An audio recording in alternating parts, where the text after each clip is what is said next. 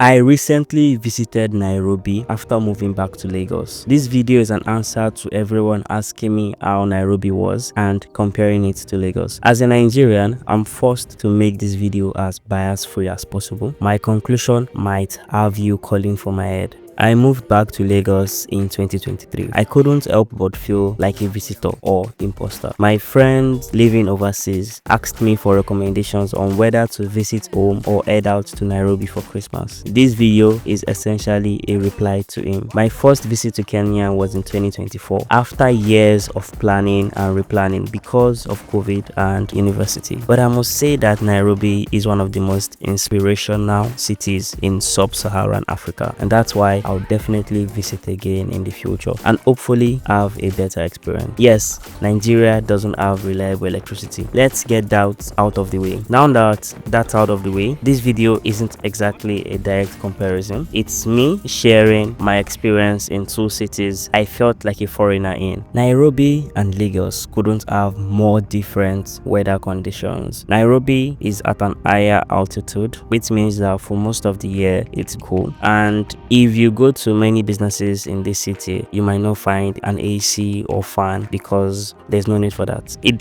gets cold for a lot of the year and it has gotten to freezing temperature before. I know that in and around Nairobi, the lowest recorded temperature was 0, but it doesn't get that cold often. Kenya is on the equator, which means that its seasons are a little bit skewed. Nairobi and other parts of Kenya witnessed winter during the northern hemisphere's summer and vice versa, so it gets really cold during the northern hemisphere's summer months of May, June, July. All in all, I really like Nairobi's weather, and it was a welcome departure from the unending heat on this part of the continent. On the flip side, coastal West Africa is very hot.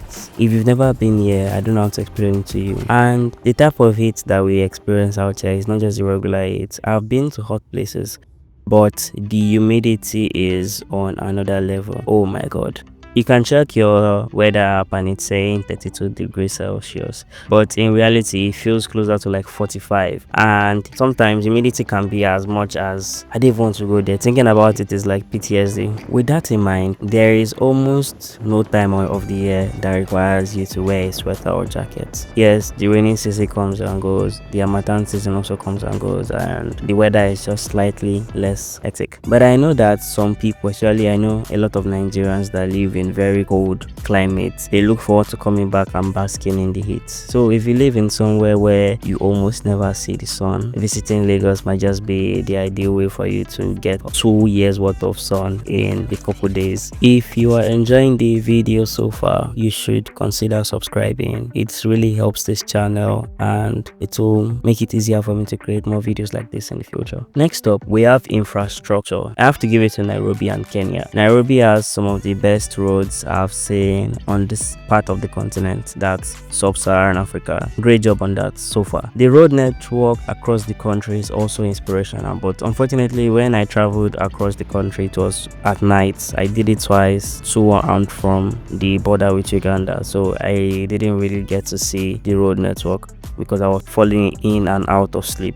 We have the Nairobi Expressway, which is like the pride, the bread and butter of many Kenyans. Before I came to Kenya, a lot of people were talking about, oh, Nairobi Expressway. A lot of people were like, oh, when you come, make sure you go and visit. I was like, is the road a tourist attraction? But yeah, the Nairobi Expressway is great. I did not include video of it in this particular video because I don't want to give away a future video. On the other hand, I would be lying if I said that the roads in Lagos are awful. Obviously, there are parts of Lagos where the roads leave much to be desired, but for the most part, I've actually been to places that have bad roads. I grew up thinking Lagos had bad roads, and I've been to places that have bad roads, both in and outside the country, and I can't really say that anymore. But in the last few years, Lagos and Nigeria has really focused on rail transport. That's making it easier for people to travel across the country by rail. So there are small pockets here and there, Lagos to Ibadan, Warri, Takwe, Abuja, Kaduna, that will be connected hopefully in our lifetime. But yeah, the Lagos Metro is the new big thing that the state is trying to get done, and being Africa's most popular city, it's not really that easy to commute.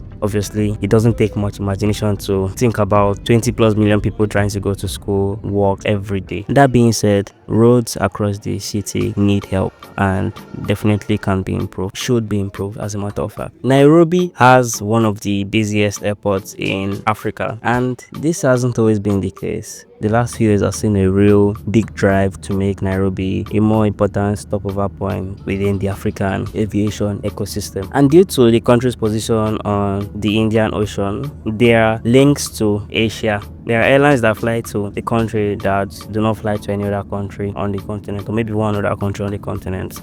And spending a few hours at Nairobi airport, I got to see airlines of countries that I'd only ever seen on TV. So that's very nice. If you're looking to go to Asia, then Nairobi is a very good stop-off point. Unfortunately, this massive airport that is obviously very important has only one runway. And then I've always been like, why? I don't know. I'm sure the country can afford it. Why only one runway? Next up, Kenya Airways growth is one of the biggest drivers of growth at the Nairobi airport. And it's not hard to figure out why. On my flight from Lagos to Nairobi, only like 10-20% of people actually had Nairobi as their final destination. The rest were connected to somewhere else. On the flip side, Lagos has one of the busiest airports on the continent. But yeah, obviously Lagos is Lagos, and there are a lot of direct flights to Europe and the Americas, I guess, but not that many flights towards Asia if we are not counting the Middle East. But yeah, Lagos is more of a direct market because, once again, Africa's most populous city. People are traveling point to point, and I know a lot of people that are willing to pay a lot of money to not have to connect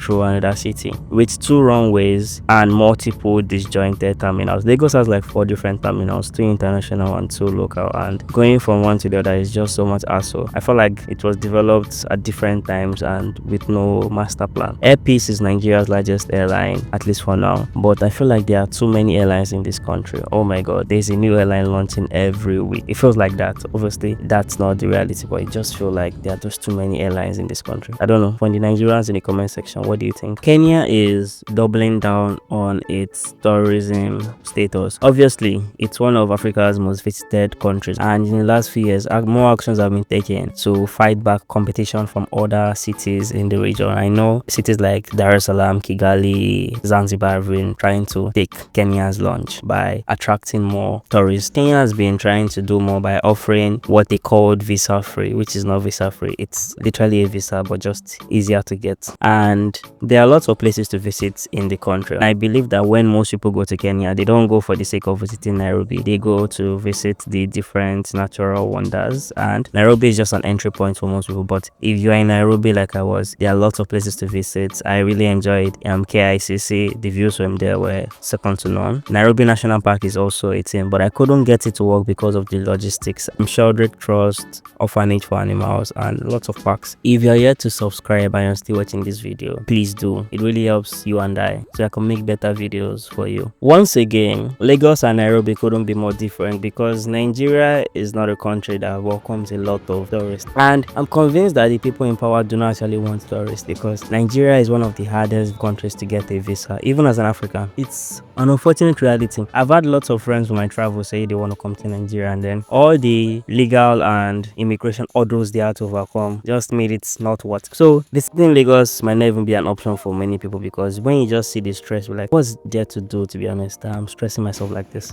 But if you ever find yourself in Lagos, I'm confident you would enjoy it. Some of the places I would always advise people to go is obviously the Lekki Conservation Center, the National Arts Theatre. Lagos is like one of the nightlife capitals of Africa. There are a couple parks here and there, but I feel like if you're a black person or anybody for that matter coming to Africa, you must visit the Badagry slavery installations to learn more about slavery, and art galleries are also a must visit. If for some reason you are hell-bent on visiting Nairobi and Lagos on one trip, you can fly from your location to Lagos via Nairobi, enjoy a 2-day layover in the city, and continue your journey to Lagos. Nigerian Airlines focus on flying outside the continent continent and within the country. So this might not work if you're using Airpeace or the others, but it's always worth looking into. Lagos and Nairobi are very different cities that are good at different things. Nairobi does roads better, and although both cities aren't known for being the cleanest, Nairobi is considerably cleaner than Lagos in my opinion. I know you won't, but try to keep the conversation civil and based on fact. Don't turn my comment section to a war zone. You can disagree with things said in this video without being rude. Have you been to both cities? If you have, what was your experience like in Lagos and Nairobi? Until the next video, your friend from the Ukodo YouTube channel wishes you love, peace and prosperity.